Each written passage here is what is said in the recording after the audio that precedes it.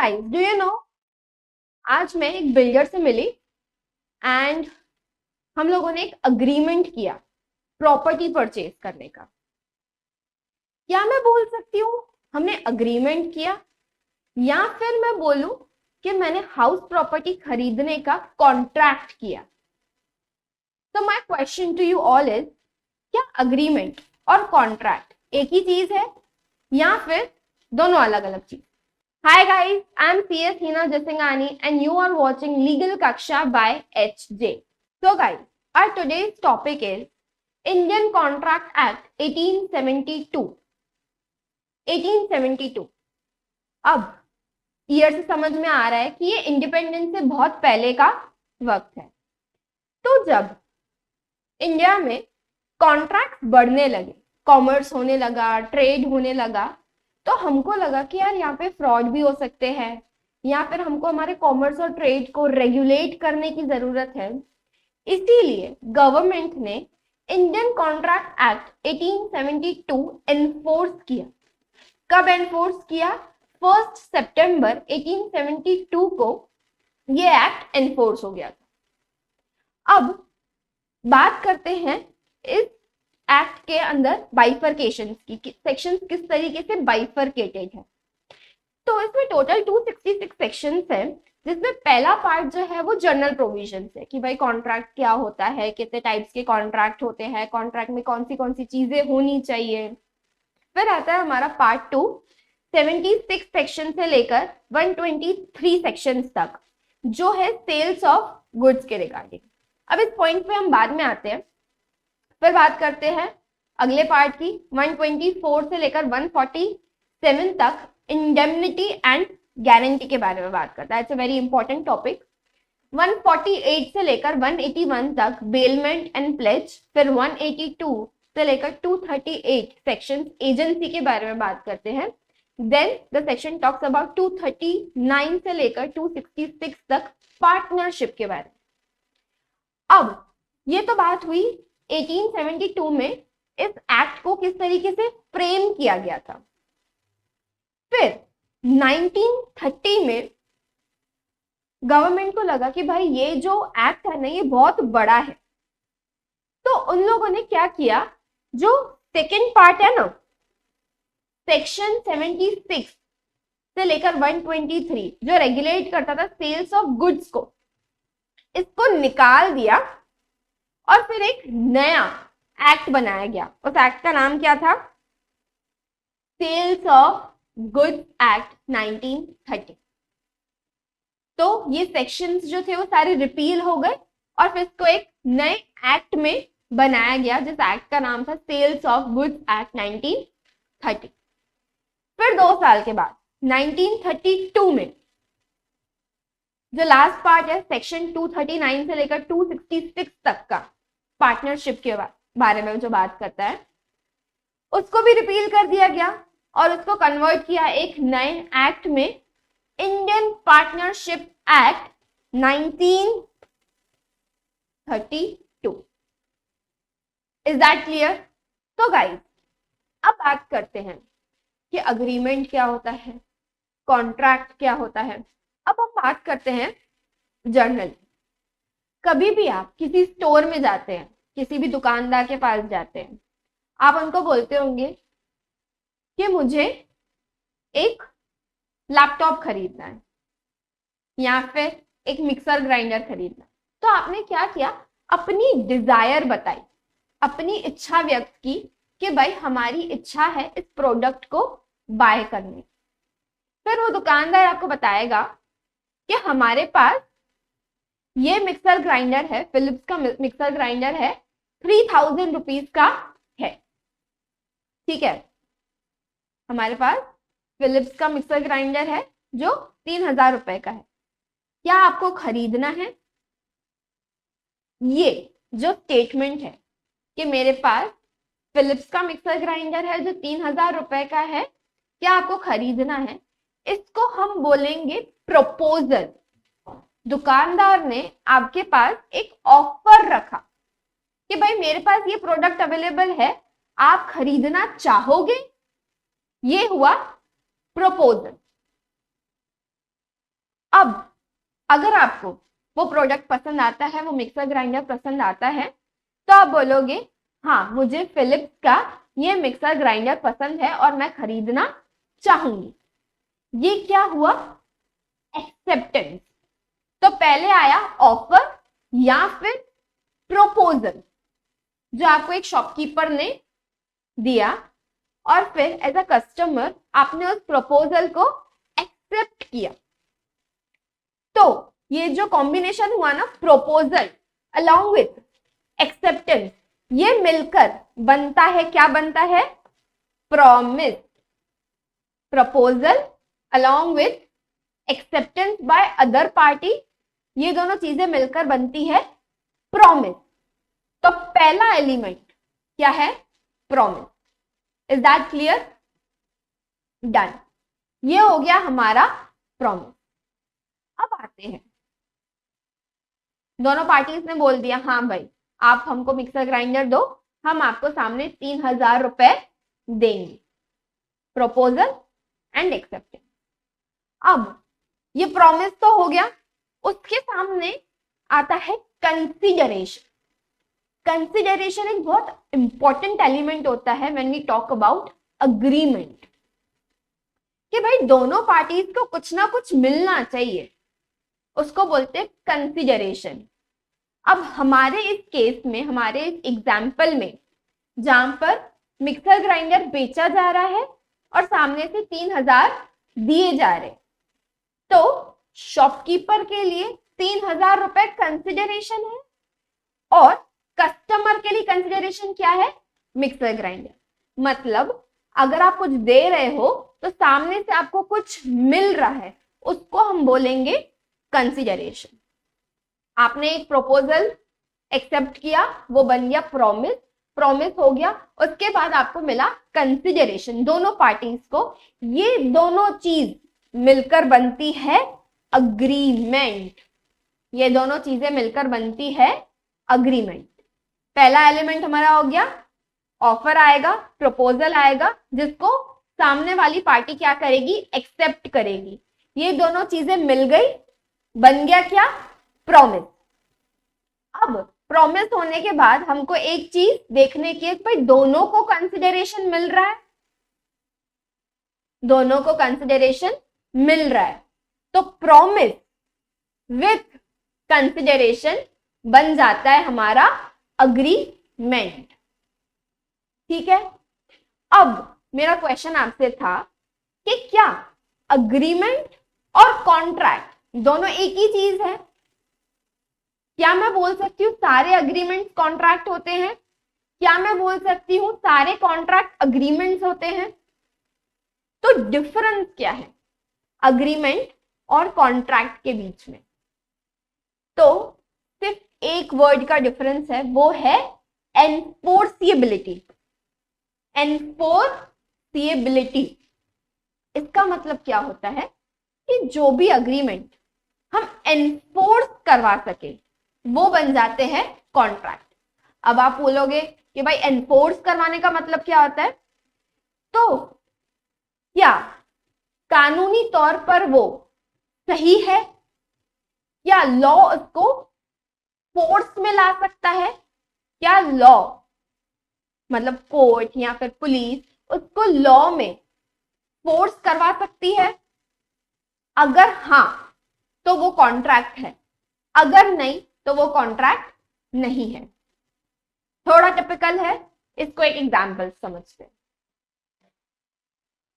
आप अब अपने बचपन में, स्वीट बचपन में जाइए।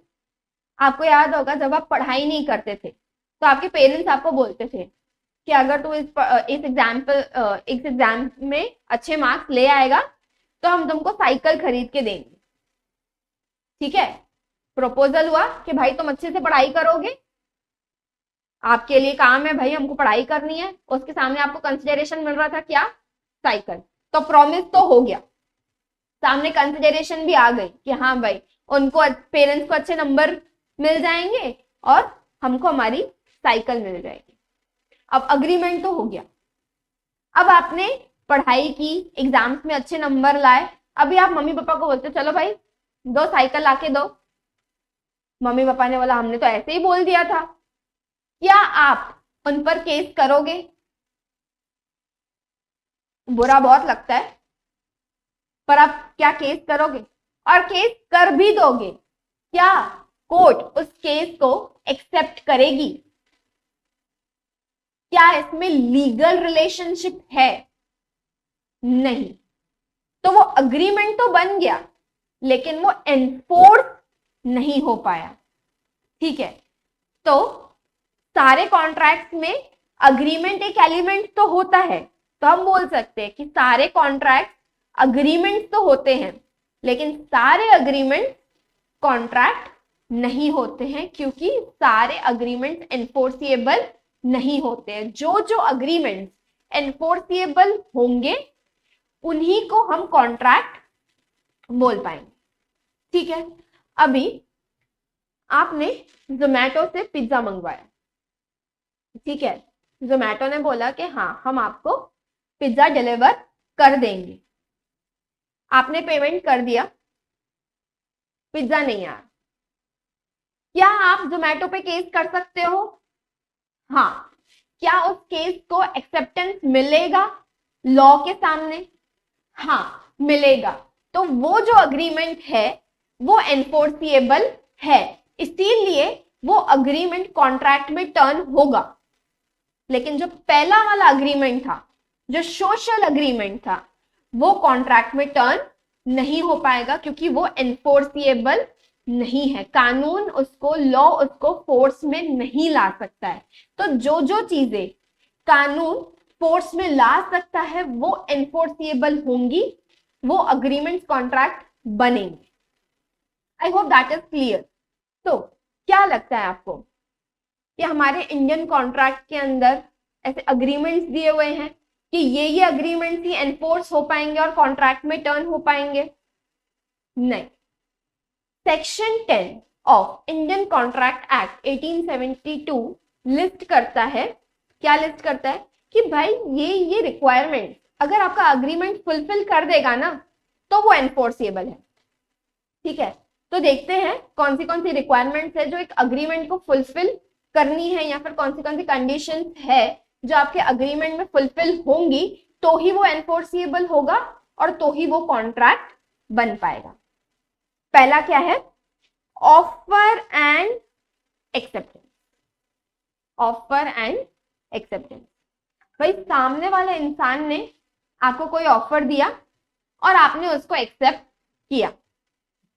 जिस टाइम पे आपको ऑफर दिया गया, जिस टाइम लिमिट तक वो ऑफर ओपन था, अगर आपने उस टाइम लिमिट के अंदर उस ऑफर को एक्सेप्ट किया है, उन्हीं टर्म्स एंड कंडीशंस के साथ एक्सेप्ट किया है, तो ही वो अग्रीमेंट बनेगा, जिसको हम लैटिन टर्म में कंसेसिस एड ईडम भी बोलते हैं। कि आपको एक पर्सन ने ऑफर किया, जिस टर्म्स एंड कंडीशंस के साथ, जिस टाइम लिमिट के साथ, जिस टाइम पर उसने आपको वो ऑफर दिया, उसी टाइम पे उसी कंडीशंस के साथ आपने उस चीज को एक्सेप्ट किया। तो पहला कंडीशन क्या है कि ऑफर और एक्सेप्टेंस होना चाहिए। ठीक है, सिंपल था। अब बढ़ते हैं दूसरे पॉइंट पे, लीगल ऑब्जेक्टिव। लीगल ऑब्जेक्टिव क्या होता है? लीगल ऑब्जेक्टिव एक एग्जांपल समझते हैं। मैंने नहीं छोड़, किसी ए पर्सन ने बी पर्सन को बोला कि मैं तेरे को 20,000 रुपए दूंगा, तू सी पर्सन को किडनैप कर दे। ठीक है, बी पर्सन ने बोला ओके, मैं सी पर्सन को किडनैप करूंगा 20,000 रुपए में। ऑफर हुआ, ऑफर का एक्सेप्टेंस भी हुआ, प्रॉमिस बन गया। वो प्रॉमिस के सामने हम देखेंगे कंसिडरेशन है। कंसिडरेशन है, ए को अपनी सर्विसेज मिल रही है, उसको सी किडनैप करवाने का है, बी उसको वो सर्विसेज दे रहा है, बी को 20,000 रुपए मिल रहे हैं, कंसिडरेशन है, अग्रीमेंट तो बन गया। अब बी ने बोला नहीं नहीं नहीं, मैं तो सी को किडनैप नहीं करूंगा। तो क्या ए कोर्ट में जाके बोल सकता है कि बी पर्सन ने ये अग्रीमेंट ब्रीच किया है, ये अग्रीमेंट तोड़ा है, क्या कोर्ट लीगल रेमेडीज प्रोवाइड करेगी ए को कि क्योंकि कॉन्ट्रैक्ट ब्रीच हुआ है, अग्रीमेंट ब्रीच हुआ है? नहीं। क्यों? क्योंकि जो सब्जेक्ट मैटर है ना हमारे अग्रीमेंट का, वो लॉफुल नहीं है, वो इलीगल है। तो जो सब्जेक्ट मैटर है जिसके ऊपर आपका अग्रीमेंट बेस्ड है, यहाँ पे हमारा सब्जेक्ट मैटर क्या था? किडनैपिंग। क्या वो लीगल है? क्या वो लॉफुल है? नहीं। तो जो लॉफुल ऑब्जेक्टिव वाले अग्रीमेंट्स होते हैं वही एनफोर्सिएबल हो पाएंगे, वही कॉन्ट्रैक्ट बन पाएंगे। ठीक है, तो ये दूसरा पॉइंट हो गया हमारा लीगल ऑब्जेक्टिव, मतलब आपको जो सब्जेक्ट मैटर है वो लॉफुल होना चाहिए। फिर बात करते हैं लीगल कंसिडरेशन। अब हमारा वही किडनैपिंग वाला एग्जाम्पल अगर हम ले तो कंसिडरेशन यहाँ पे ए पर्सन को क्या मिल रहा था? किडनैप्ड सी, ये उसका कंसिडरेशन था। बी पर्सन को कंसिडरेशन मिल रहा था 20,000 रुपीज, लेकिन ए पर्सन को सर्विसेज मिल रही थी। वो सर्विसेज कौन सी थी? कि भाई तुम किडनैप करके सी पर्सन को मेरे हाथ दोगे। ठीक है, तो कंसिडरेशन यहाँ पे लॉफुल है? नहीं है लॉफुल। तो ये जो दोनों पॉइंट्स है ना, दे गो हैंड इन हैंड, कि आपका ऑब्जेक्टिव भी लॉफुल होना चाहिए और जो सामने वाले को जो प्रोडक्ट मिल रहा है, जो सर्विसेज मिल रही है, जो भी कंसिडरेशन मिल रहा है, वो लीगल होना चाहिए। Done. Competent parties. Competent parties का मतलब क्या होता है? अब क्या मैं अपने नेफ्यू के साथ, या फिर चलो नेफ्यू तो रिलेटिव हो गया, क्या मैं किसी पर्सन के साथ जो सिर्फ 10 साल का है उसके साथ अग्रीमेंट कर सकती हूँ? मतलब माय क्वेश्चन इज, क्या मैं माइनर के साथ अग्रीमेंट कर सकती हूँ जो 18 साल से कम की उम्र का है? क्या मैं उसके साथ अग्रीमेंट कर सकती हूँ? तो द आंसर इज नो, मैं उसके साथ अग्रीमेंट नहीं कर सकती। तो वो कंपिटेंट पार्टी नहीं है, मतलब वो पार्टी एलिजिबल नहीं है कॉन्ट्रैक्ट में एंटर होने के लिए। तो कंपिटेंट पार्टी का मतलब क्या है? दोनों पार्टी एलिजिबल होनी चाहिए उस कॉन्ट्रैक्ट में एंटर होने के लिए। तो माइनर जो है वो कंपिटेंट पार्टी में नहीं आता है। क्या मैं अनसाउंड पर्सन, क्या मैं अनसाउंड पर्सन के साथ अग्रीमेंट कर सकती हूँ, कॉन्ट्रैक्ट कर सकती हूँ? अनसाउंड पर्सन मतलब जो मेंटली केपेबल नहीं है, जो अपने डिसीजन खुद से नहीं ले सकता है, जो मेंटली स्पेशली एबल्ड है, तो मैं उनके साथ अग्रीमेंट नहीं कर सकती हूँ। वो जो कॉन्ट्रैक्ट होगा वो वैलिड नहीं होगा। क्यों? क्योंकि वो कंपिटेंट पार्टी में नहीं आता है। क्या मैं लूनाटिक पर्सन के साथ कॉन्ट्रैक्ट कर सकती हूँ? क्या वो कॉन्ट्रैक्ट वैलिड होगा? लूनाटिक पर्सन मतलब जो बहुत ज्यादा ड्रंक है, जो अपने होशो आवाज में नहीं है, क्या मैं उसके साथ अग्रीमेंट कर सकती हूँ, कॉन्ट्रैक्ट कर सकती हूँ? तो the answer is again no.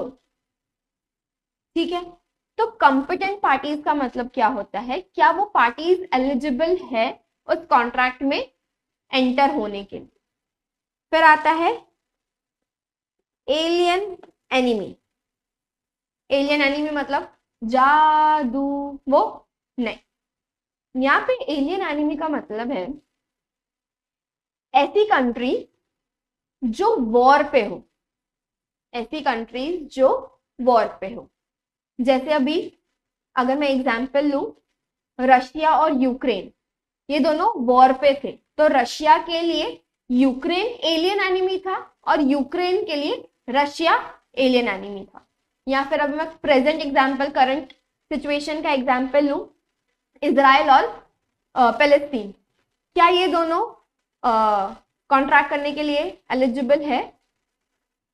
तो इजराइल के लिए पैलेस्टीन एलियन एनिमी है और पैलेस्टीन के लिए इजराइल जो है वो एलियन एनिमी है। अब हम लोग इंडिया के लिए बात कर रहे हैं क्योंकि हम इंडियन कॉन्ट्रैक्ट एक्ट पढ़ रहे हैं। तो अगर इंडिया कभी किसी के साथ वॉर में आ जाता है तो वो कंट्री जो हो जाती है वो एलियन एनिमी हो जाती है। तो उस कंट्री के सिटीजन के साथ अगर इंडियन सिटीजन कॉन्ट्रैक्ट कर रहा है तो वो कॉन्ट्रैक्ट वैलिड नहीं होगा। क्यों? क्योंकि वो कंपिटेंट पार्टीज में नहीं आएगा, क्योंकि वो जो सिटीजन है वो एलियन एनिमी का रेसिडेंट सिटीजन है।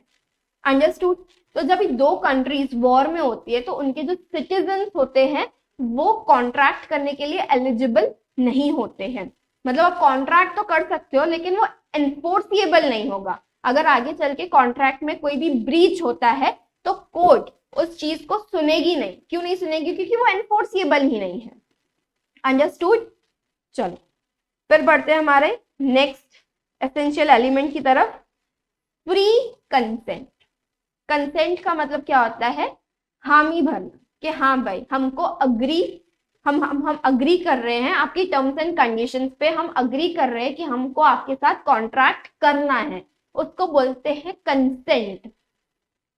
अब यहाँ पे वर्ड लिखा हुआ है फ्री कंसेंट। यहाँ पे ये नहीं लिखा हुआ है कि आपको कंसेंट देना है, आपको ये लिखा हुआ है कि आपको फ्री कंसेंट देना है।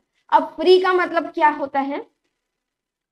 फ्री का मतलब ये होता है कि आप किसी के दबाव में आके या किसी से इन्फ्लुएंस होके या फिर किसी ने आपको चीट किया है उस तरीके से आप कंसेंट दे रहे हो क्या? तो अगर आप कोएर्जन, अनड्यू इन्फ्लुएंस, फ्रॉड या फिर मिसरिप्रेजेंटेशन के अंडर में आके कंसेंट देते हो तो वो कंसेंट फ्री नहीं होती है। फॉर एग्जाम्पल, आपको कोई बोलता है बिठाकर आपके सर पे पिस्तौल रख के कि भाई इस कॉन्ट्रैक्ट पे तू साइन कर। अब साइन कर लिया, कंसेंट तो आपने दे दिया, हाँ भाई मेरे को कॉन्ट्रैक्ट जो है वो करना है, कंसेंट तो हो गई, आपने हामी तो भर दी। लेकिन क्या वो कंसेंट फ्री थी? आपने दबाव में आके वो कॉन्ट्रैक्ट जो है साइन किया है, तो उसको बोलते हैं कोएर्जन। उसको क्या कहते हैं? कोएर्जन।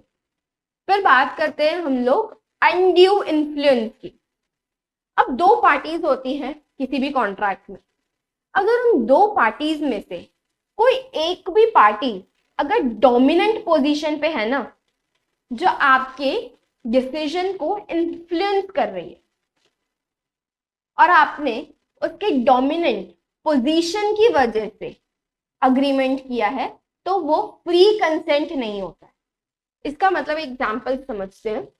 मान लो ए पर्सन है जो मैन्युफैक्चरर है और बी पर्सन जो है वो मार्केट में एज अ रिटेलर सामान बेचता है। अब बी का जो मार्केट में दबदबा है वो बहुत ज्यादा है। ए जो है वो अभी अभी उसने अपना मैन्युफैक्चरिंग बिजनेस स्टार्ट किया है, उसको ज्यादा रिटेलर्स मिल नहीं रहे हैं।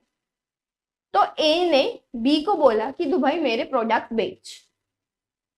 तो बी बोलता है कि भाई इस प्राइस पे नहीं, मैं तो इस प्राइस पे बेचूंगा। वो बोलता है भाई मैं इस प्राइस पे तो नहीं बेच सकता। तो ठीक है, वो बोलता है मैं तेरे को नहीं किसी और को बेचूंगा। तो बी ने बोला तू करके देख ले, मेरा दबदबा है इस मार्केट में, मैं तेरे प्रोडक्ट बिकने ही नहीं दूंगा। तो तेरे को बेचना है तो मेरे पास बेच, इसी प्राइस पे बेच। अब बी का क्या है? यहाँ पे डोमिनेंट पोजीशन है, ठीक है, वो एडवांटेज ले सकता है अपनी पोजीशन का।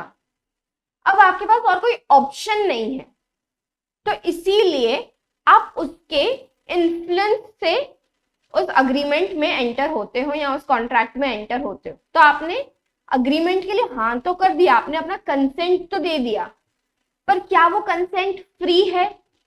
वो फ्री नहीं है, वो इन्फ्लुएंस में आकर दी हुई कंसेंट है। ठीक है। उसी तरीके से फ्रॉड, कि भाई आपको किसी ने बोला कि भाई ये प्रोडक्ट तो बहुत बढ़िया है, मैंने भी ये प्रोडक्ट यूज किया हुआ है, या फिर कोई एजेंट आके आपको बोलता है कि हम आपको ये शूज है इतने में बेचेंगे, ठीक है। अब उस एजेंट ने उसको बोल दिया कि इतने इतने शूज मैं आपको बेचूंगा, इस डेट पे मैं आपको बेचूंगा, और आप आके हमसे इतने रुपीज में, 20,000 रुपीज में आके लेके जाना। बी ने बोला डन। अब ए आया, ए ने क्या किया, सिर्फ लेफ्ट साइड के जूते बेच दिए, राइट के बेचे ही नहीं, ठीक है। तो ये क्या हुआ, फ्रॉड हुआ। तो अगर एक पार्टी या फिर पार्टी का कोई एजेंट बोलता कुछ है, करता कुछ है, तो वो हो गया फ्रॉड या फिर मिस रिप्रेजेंटेशन। कोई क्रीम है, वो दावा करती है अरे भाई ये क्रीम लगाओगे ना आप बहुत ब्यूटीफुल हो जाओगे, या फिर कोई हेयर केयर प्रोडक्ट है, अगर आप ये अप्लाई करोगे तो आपका हेयर फॉल बिल्कुल बंद हो जाएगा। तो आपने ये सुनकर वो वो प्रोडक्ट आपने परचेज किया, ये सुनकर कि भाई वो बहुत स्ट्रॉन्ग क्लेम कर रहा है कि ये प्रोडक्ट ये सर्विसेज देता है, आपने वो अग्रीमेंट किया, वो परचेज किया प्रोडक्ट, फिर वो चीज, वो प्रोडक्ट ऐसी थी ही नहीं, वो प्रोडक्ट फेक था। तो ये क्या, मिस रिप्रेजेंटेशन, कि दिखाया कुछ और हुआ कुछ, तो इसको क्या कहते हैं, मिस रिप्रेजेंटेशन। अगर इन चीजों की वजह से आप कॉन्ट्रैक्ट में जाते हो तो वो कंसेंट तो होता है, लेकिन वो फ्री कंसेंट नहीं होता है। I hope section 10 is very much clear to you. आज के लिए इतना ही रखते हैं, नेक्स्ट वीडियो में इसके आगे की पॉइंट्स के बारे में हम बात करेंगे। विल डिस्कस अबाउट कंसिडरेशन, कितने टाइप्स का होता है और फिर कितने टाइप्स के कॉन्ट्रैक्ट्स होते हैं। So that's it for today. I hope you like the video, guys. Thank you.